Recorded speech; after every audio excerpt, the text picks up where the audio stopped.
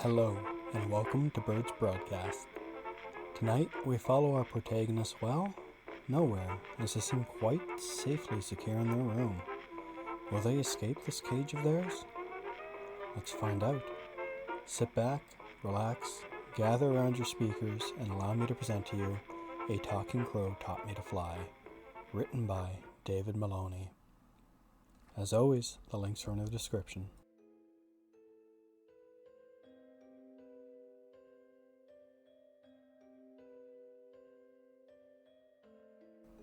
I used to look out the rusted iron bars of my window and dream about being a bird. The chain that shackled me to my bed was just long enough to reach the windowsill. And every night after my father would visit my room, I would lie awake and wait for the first rays of the light to creep over the horizon, then walk over to my window to listen to the morning's first few notes of birdsong. Their melodies were so beautiful. I knew they must have been singing about places far away and wonderful. About sailing on the winds through the endless blue skies, looking down at the tree tops that dotted the land below. Then one morning as I lay in bed, something impossible happened. I'd fallen asleep the night before, and would have missed my morning bird song but for a tapping on my window. I rubbed the sleep out of my eyes and sat up to see a crow sitting outside the sill, tapping my window with his beak. I crept over to the window and smiled at the bird. "Hello, Mr. Crow," I said. "Hello, little girl," said the crow. I stood there dumbfounded for a moment, not knowing what to say. Finally, after what seemed like an eternity, I forced myself to speak. You know how to talk?" I said. "All birds know how to talk," he replied. "It's just not all humans know how to listen." I pushed my window open a crack until it hit against the bars. The bird cocked its head curiously. "Why are you in a cage?" it asked. "I think it's my destiny," I said. "It's always been this way." "You look rather thin," replied the crow. "Would you like something to eat?" My stomach gave a weak growl. "Yes," I said. "That would be wonderful." Without another word, the crow took flight. A few minutes later, he returned with a small branch of figs. The crow watched me as I greedily devoured the fruit. After I'd finished, he stared at me for a moment before speaking again. "I didn't know they put people in cages," he said. "Do you think they mistook you for a bird?" I don't think so, Mr. Crow," I said. We whiled away the rest of that day talking.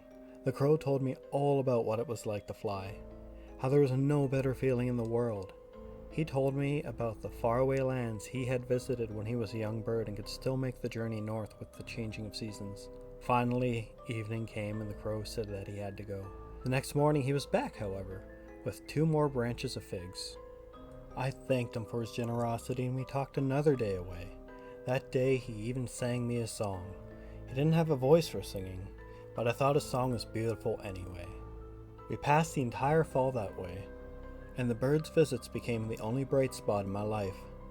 He brought me not only figs, but cherries and walnuts too. Anything small enough for him to carry. Soon, however, winter came, and with the frosts that destroyed the figs and cherries that the crow had used to bring me, his gifts became fewer and fewer, and I could tell from his tired voice that he was flying further and further away to get them. One morning, when the first snows of winter had fallen, the crow asked me a question. "What would you do to leave this place?" he asked, cocking his head to the side. I thought for a moment, but I wasn't sure how to answer. Finally, I told the truth. "I would do anything to leave this place," I said. "Anything at all." The crow solemnly nodded and said, "The frost isn't the only thing that winter brings." He flapped his wings once, jumped from the windowsill, and I didn't see him for 3 days. I began to fall into a deep depression. Every morning I would still listen to the bird's song, but it sounded forlorn and empty without my friend there to listen with me.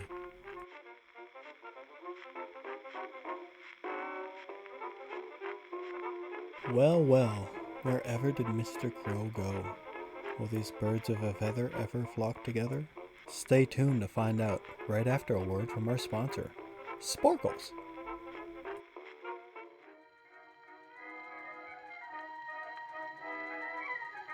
You've heard of spoons. You've heard of forks. Maybe you've even heard of sporks. But today, we introduce to you a product that will revolutionize the industry and your life. Introducing Sporkles. On one hand, a handy and convenient eating utensil. On the other, a razor-sharp surgical steel blade of science. Never again will you need to swipe scalpels from your local hospital or veterinarian's office. This thing does it all. It scoops, it stabs, it slices, and it can be yours for the low, low price of $39.99. And that's not all. Call now and you can get a second Sporkle absolutely free. Sporkles received 5 out of 5 stars from Cannibal Cuisine Weekly. You never knew you needed one until you have it, says Dr. Hannibal Lecter. Welcome to the revolution. Keep out of the reach of small children.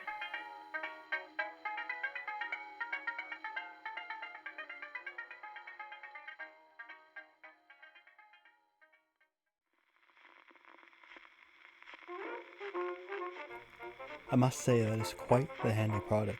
No doubt they'll be sold out fast with such a prestigious doctor backing them. Now, we last left our dear protagonist ever so alone. So let's tune back in for the conclusion of A Talking Crow Taught Me to Fly.